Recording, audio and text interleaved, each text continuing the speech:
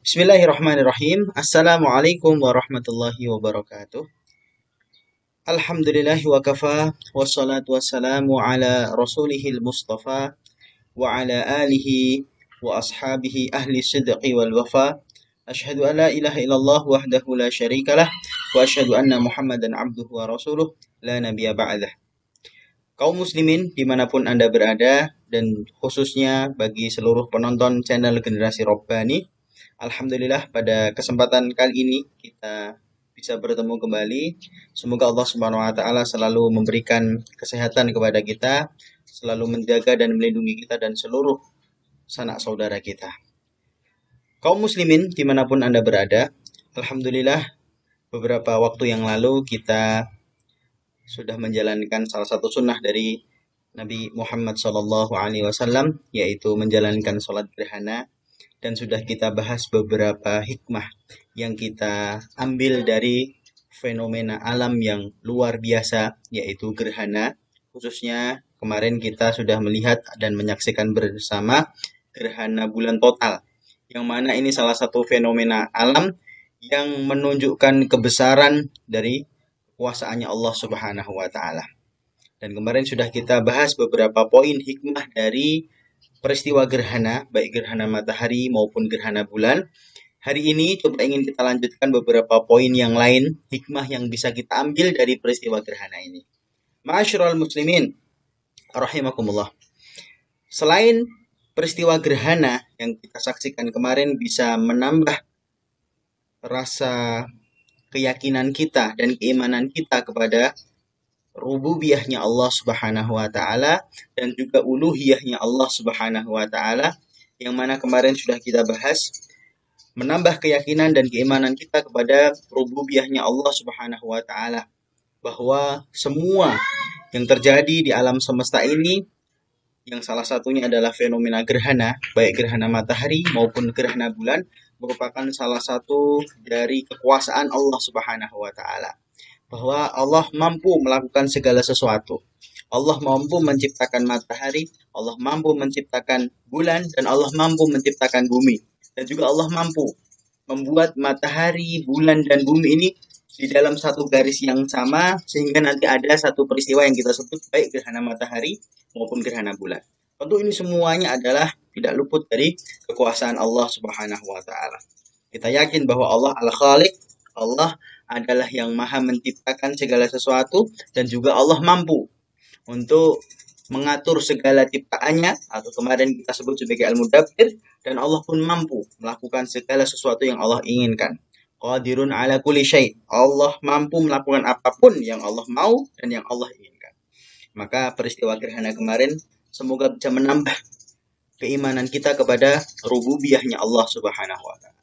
Kemudian juga sudah kita bahas, peristiwa gerhana akan semakin meningkatkan keimanan kita kepada uluhiyahnya Allah Subhanahu wa taala. Kita harus semakin yakin dan semakin percaya bahwa hanyalah Allah yang mampu dan hanyalah Allah yang bisa menjalankan segala sesuatu yang kita temui di alam semesta ini, maka Allah lah satu-satunya zat yang berhak untuk kita sembah. Sehingga bagaimana kita sudah tahu bersama, setiap orang-orang muslim tentu wajib bagi mereka untuk mengucapkan kalimah syahadah, asyhadu an la ilaha illallah wa asyhadu anna muhammadar rasulullah, ataupun juga kalimat tahlil la ilaha illallah, yang mana pada kalimat yang sangat mulia tersebut terkandung satu makna yang luar biasa, yang menunjukkan benar-benar semua ibadah yang kita jalankan, yang kita laksanakan hanyalah untuk Allah Subhanahu wa taala.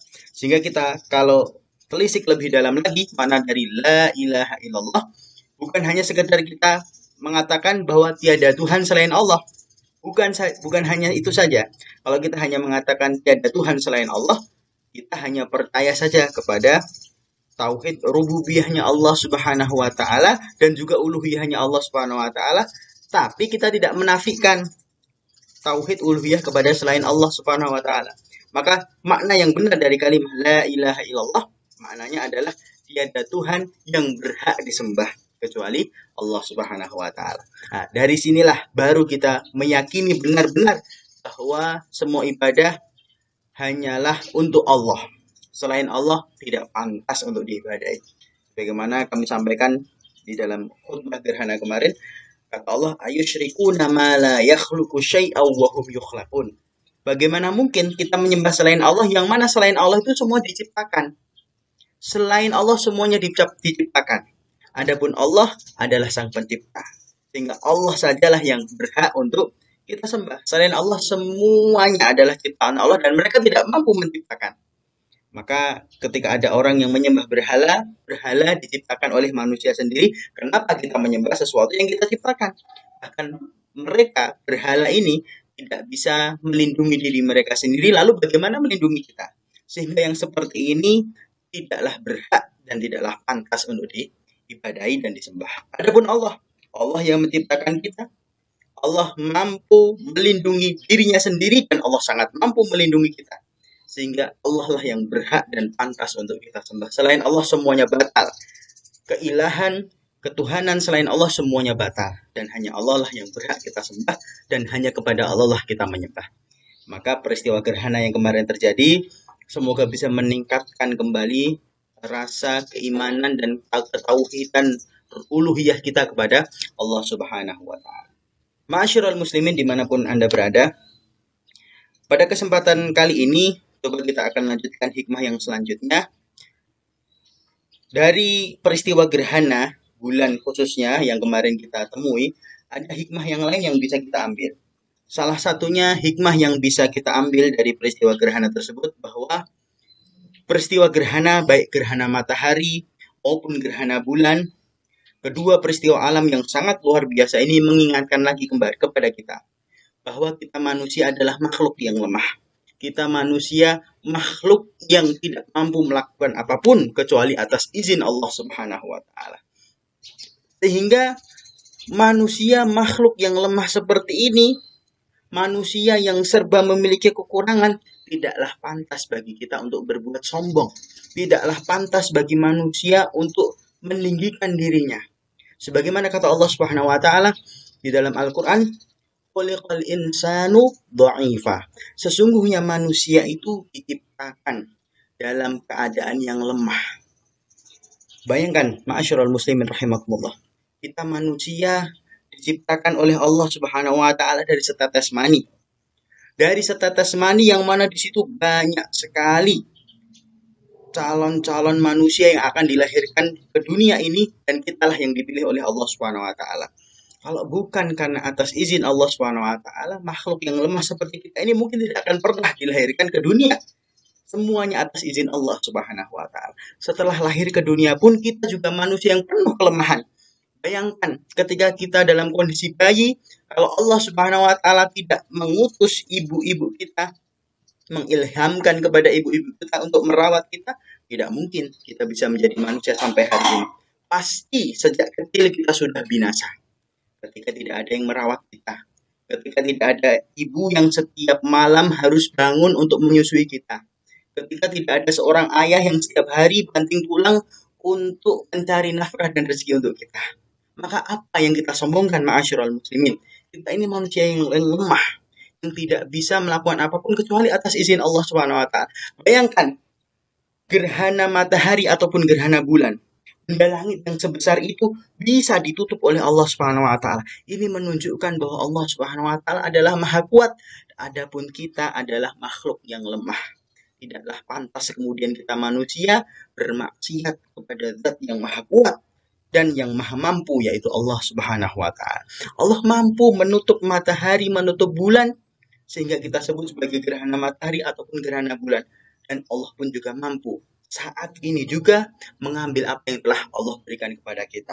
Na'udzubillah.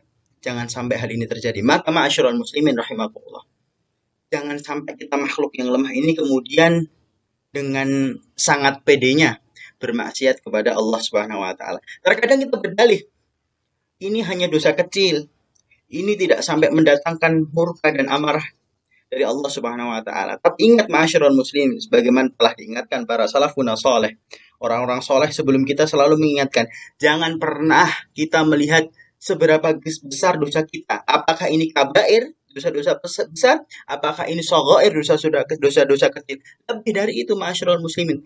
Tapi coba ingat, kepada siapakah kita bermaksiat? kita bermaksiat kepada Tuhan kita, Allah Subhanahu wa taala yang Maha Kuat dan Maha Mampu. Saat ini juga Allah mampu mencabut semua yang Allah berikan kepada kita. Baik itu kesehatan kita, baik itu kekuatan kita, baik itu kemampuan kita, baik itu keahlian kita. Saat ini juga Allah mampu.